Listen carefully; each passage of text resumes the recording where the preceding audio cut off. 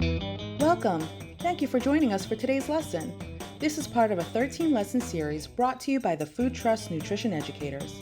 The Food Trust works to ensure that everyone has access to affordable, nutritious food and the information to make healthy choices. In this series, we'll be covering topics such as how to shop at a farmer's market, stretching your food dollars, storing fruits and vegetables, and more. Join us every other week as we share nutrition information from my plate, as well as tips and tricks to eating more healthy food at every meal. Each bi-weekly lesson will be followed by a recipe featuring a seasonal ingredient you can find at your local farmer's market or grocery store. Meet our nutrition educators, who you'll get to know through our lessons or recipe demonstrations. We're excited to have you with us.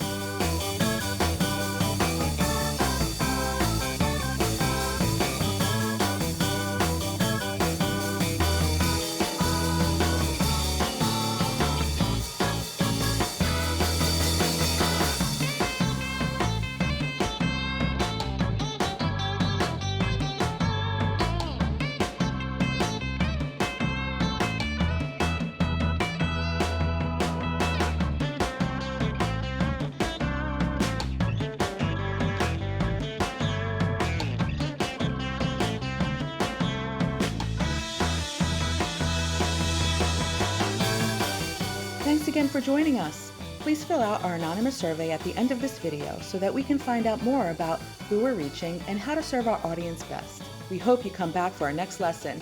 See you then!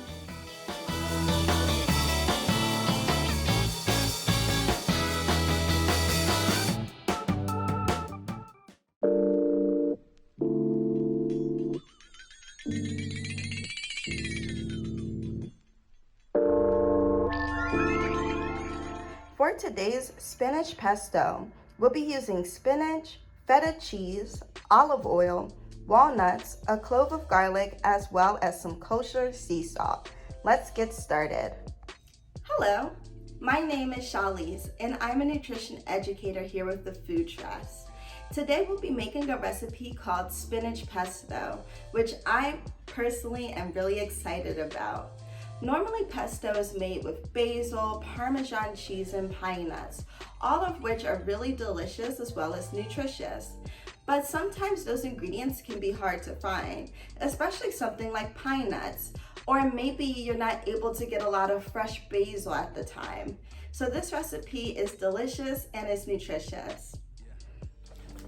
First things first, we're gonna add 2 cups of spinach into the blender or food processor. Luckily for us, we don't have to use a measuring cup. We can use our hand because a handful of spinach is going to give us 1 cup. And it's important to note when we eat our leafy green vegetables that these 2 cups only count as 1 cup of vegetables. Think about the water content when you cook spinach, for instance. When you cook spinach, if I were to cook this whole thing, from the outside it looks like I have enough to feed a family. But when you cook it, it just shrivels down and becomes almost nothing. So that's why we want to have at least 2 cups of our leafy green vegetables to count as 1 cup of vegetables. So we'll have our spinach. Along with that, we will have our toasted walnuts. I toasted these walnuts on my stove actually, using a small pan without any oil. So when I toast the walnuts or any nuts in general, you just want to make sure that you're lightly toasting on a medium heat in order to get them to be this nice brown color, just a little bit tanner than what they normally are. So into the blender they go.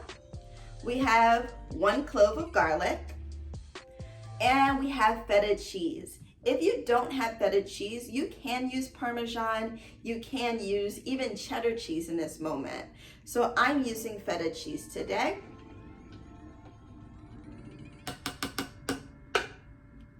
And our last 2 ingredients, we're gonna have some olive oil.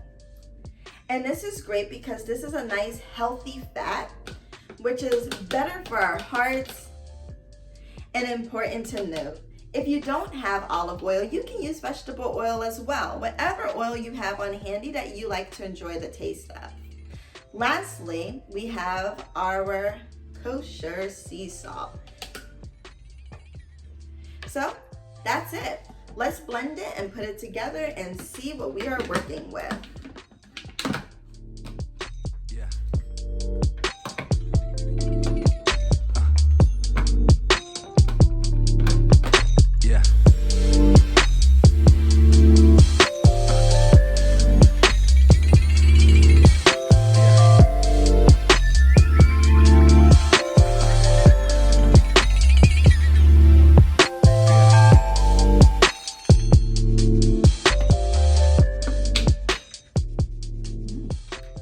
Smells delicious.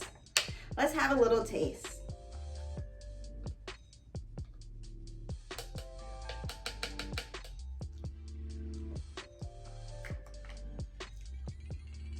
It's delicious. Now with this pesto, you can use it as a spread from maybe a grilled cheese, a topping for your pizza. Rather than using marinara sauce, you can even use it for pasta. So many different things that you can use this with. And honestly, the most things that you really taste here is the cheese. So this could be great for kids who aren't allergic to nuts. The spinach taste is well hidden. You mostly taste the cheese, and there's a vegetable serving in here. There's protein from the nuts.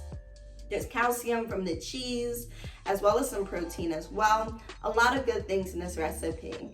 You can store the pesto in an airtight container, and it'll be good for up to 2 days. Use well. So thank you so much for joining us today. We're looking forward to seeing you again soon. Bye.